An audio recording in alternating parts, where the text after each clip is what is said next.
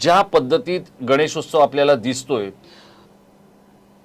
तो गणपती मार्केटिंग करतोय, गणपतीचे गणेशोत्सव मंडळाचे पदाधिकारी मार्केटिंग करतायत, माध्यम मार्केटिंग करतायत, कार्यकर्ते मार्केटिंग करतायत, की आता संपूर्ण समाजच गणपतीला मार्केटिंगच्या मार्केटमध्ये घेऊन आलेला आहे? काय नेमकं दिसतंय मला तुम्हाला? असं वाटतं गणेशोत्सवाच्या आजूबाजूला मार्केटिंगची एक इकोसिस्टम तयार झालेली आहे. मग त्याच्यामध्ये सगळेजण हात धुवून घेत आहेत. मंडळं असतील, माध्यमं असतील किंवा अगदी काही यूट्यूबर असतील, हे सगळेजण हात धुवून घेत आहेत त्याच्यामध्ये पण मी काही गैर मानत नाही आहे. माझं म्हणणं एवढंच आहे की आपण तो सण म्हणून साजरा करतो, तो उत्सव म्हणून साजरा करतो.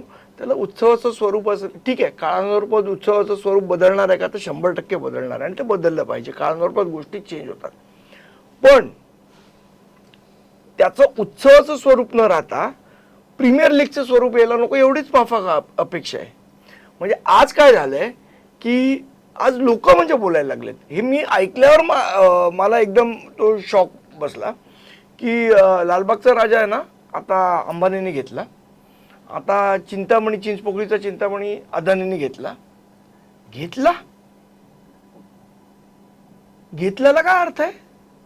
घेतला म्हणजे नाही, पण 107 वर्षाचं मंडळ आहे चिंचपोकळीच्या चिंतामणीचं, ते कसं काय, म्हणजे अदानी कसं काय घेऊ शकतो? एक्झॅक्टली माझं तेच म्हणणं आहे. आता त्यांनी असं सांगितलं की आम्ही ऍडव्हर्टाइजमेंटचा करार केलेला आहे, तो 5 वर्षासाठीचा आहे. काय 3.5 कोटीचा केला का 4 कोटीचा, काय ते जी काय अमाऊंट असेल ती.